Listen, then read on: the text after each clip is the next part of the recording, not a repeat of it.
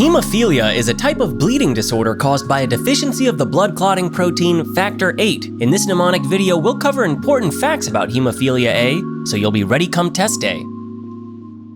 Ouch. Ugh, paper cuts are the worst. Even more so when you get them cramming for exams. This straight-A student here accidentally nicked herself looking through her past quizzes. By the way, the blood on these papers marked with the letter A will serve as your memory anchor to hemophilia A. Get it? Because hemophilia is a bleeding disorder that causes easy bleeding, and the A stands for, well, the letter A. Hemophilia A is one of the major types of hemophilias, or bleeding disorders, that you need to know. We classify these bleeding disorders based on which clotting factor the patient is deficient in. More on that in a second.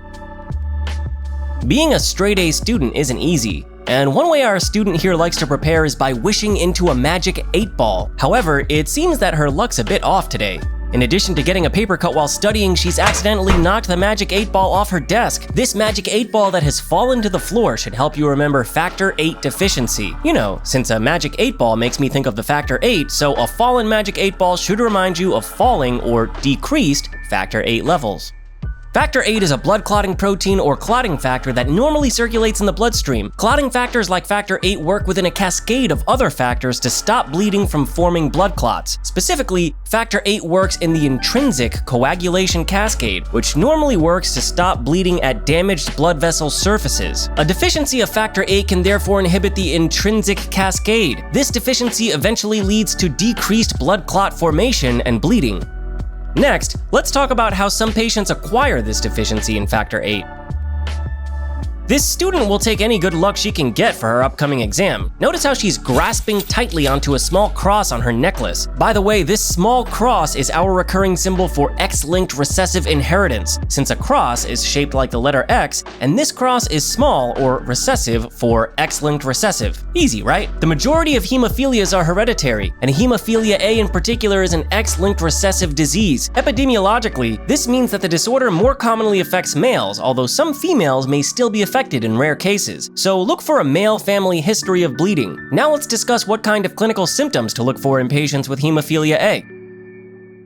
I sure hope this student can still study for these exams. That blood from the paper cut seems to be splattered everywhere. All of the bleeding obviously stands for, well, bleeding caused by hemophilia A. I did say this was a bleeding disorder, didn't I? The bleeding here can manifest as easy bruising or prolonged bleeding after injury, and can even present with hemarthrosis, which is bleeding into the joints, as well as intramuscular hemorrhage, which is bleeding into the muscles. Depending on the extent of factor VIII deficiency, bleeding may be greatly increased in response to trauma or a surgery, like a dental procedure. These clinical symptoms of bleeding are indistinguishable from that of other hemophilias. It's really just the specific clotting factor that distinguishes them. On this note, let's find out how to diagnose a specific type.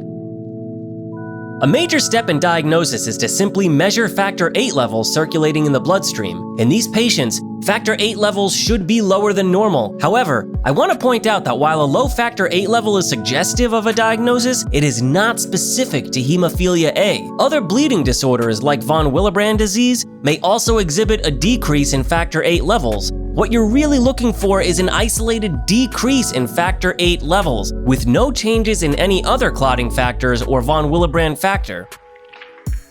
Like any student, this one snacks when she's stressed. Judging by the giant overflowing bag of potato chips, her stress levels are pretty high. Let this overflowing bag of potato chips remind you of elevated PTT, because PTT stands for potato, right? And there's a lot of potatoes in that bag, right? PTT actually stands for partial thromboplastin time, one of the laboratory measures for the time it takes for blood to clot. These PTT measurements are usually elevated in patients with hemophilia A. Functionally, PTT tends to measure for the function of the intrinsic coagulation cascade, which we know is inhibited in hemophilia A by the lack of factor VIII. Since clotting is inhibited, it takes longer for the blood to clot, leading to an increased partial thromboplastin time. Besides PTT, or partial thromboplastin time, patients will often also be treated for PT, which stands for prothrombin time. Yes, that's actually only one T in PT instead of two T's in PTT. Unlike PTT, which measures the function of the intrinsic coagulation cascade, PT primarily measures the function of the intrinsic coagulation cascade, which is unaffected by factor VIII deficiency. Therefore, PT levels are usually normal or unaffected in patients with hemophilia A. These patients will also have a normal bleeding time, since bleeding time measures the time it takes to form a platelet plug, rather than a fibrin clot. The platelet plug forms in a process completely different from the coagulation cascade, and this pathway is not affected by hemophilia A. So just to summarize, hemophilia A patients will have elevated PTT because of a factor VIII deficiency in the intrinsic coagulation cascade. However, PT tests on the extrinsic pathway, as well as bleeding time measuring platelet plug formation, will be normal in these patients. Last but not least, let's discuss how hemophilia A is treated.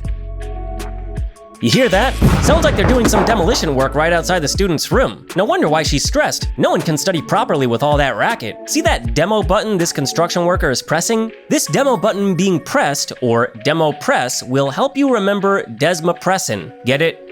Demo press for desmopressin. Milder cases of hemophilia A are treated with desmopressin, also known as DDAVP. This is a synthetic form of vasopressin without the vasoconstrictive effects. Wait, what? Why are we using vasopressins to treat hemophilia A? Well, interestingly, vasopressin and desmopressin stimulate an increase in levels of von Willebrand factor, or VWF, which is another blood protein that binds to factor VIII to stabilize it. This prevents breakdown of factor VIII and therefore increases circulating factor VIII levels. However, this only causes a mild increase. More severe cases of hemophilia A will require recombinant factor VIII replacement.